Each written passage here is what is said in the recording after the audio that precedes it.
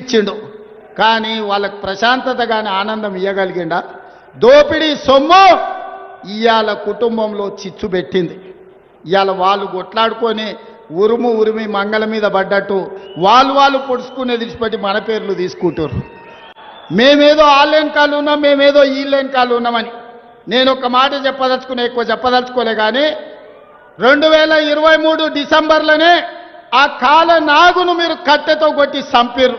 ఇప్పుడు ఆ సచ్చిన పావును చంపాల్సిన అవసరం నాకుందా?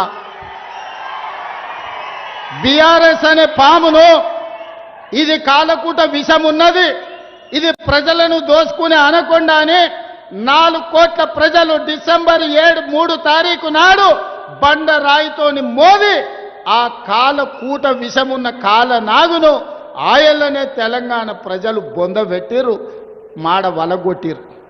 ఇక సచ్చిన పావుని ఇవాళ నేను చంపాల్సిన అవసరం ఉన్నదే? మీ పంపకాలలో పంచాయతీ వస్తే కుటుంబ పెద్ద దగ్గర కూర్చోండి, తెగకపోతే కుల పెద్ద దగ్గరకు పోండి, అక్కడ కూడా తెగకపోతే మంత్రగాన్ దగ్గరకు పోండి.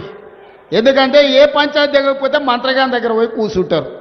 పోయి ఉన్న మంత్రగాన్ని చూసుకొని మీ పంచాయతీ తెంచుకోరు. అంతే తప్ప మమ్మల్ని లాగకండి. మీ కుటుంబ పంచాయతీల మాకు రేషన్ కార్డులు ఇచ్చే పని ఉంది.